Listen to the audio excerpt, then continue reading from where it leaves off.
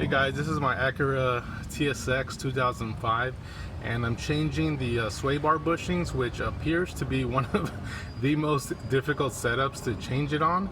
And part of the reason why is because the bolt that's on this side of the sway bar bushing bracket is tucked inside of the frame. So I had to drop the subframe a bit. Let me show you what my setup looks like.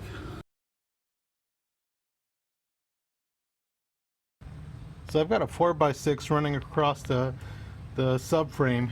This is where I decided to mount it at.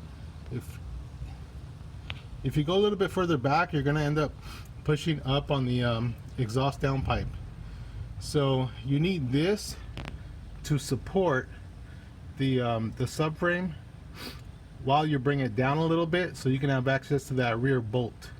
So after you've got the subframe supported, you can remove these bolts, which are the mid subframe bolts, and then you're gonna have to remove right here underneath. So there's a bolt that goes right there.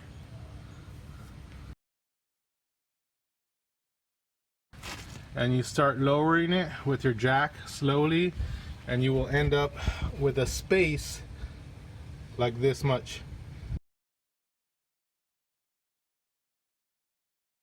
So this is what you're going to need in order to get that bolt from the back out. This is a U-joint, universal joint with a 14mm shallow socket.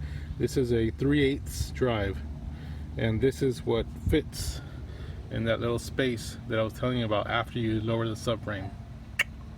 It's not easy, but it works.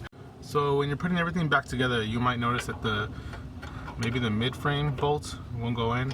So here's a tip. What you can do is you can use a pin. This is a Stanley, it's part of a punch set. You use this and you're able to move it into place, and that'll help you get those bolts back in there.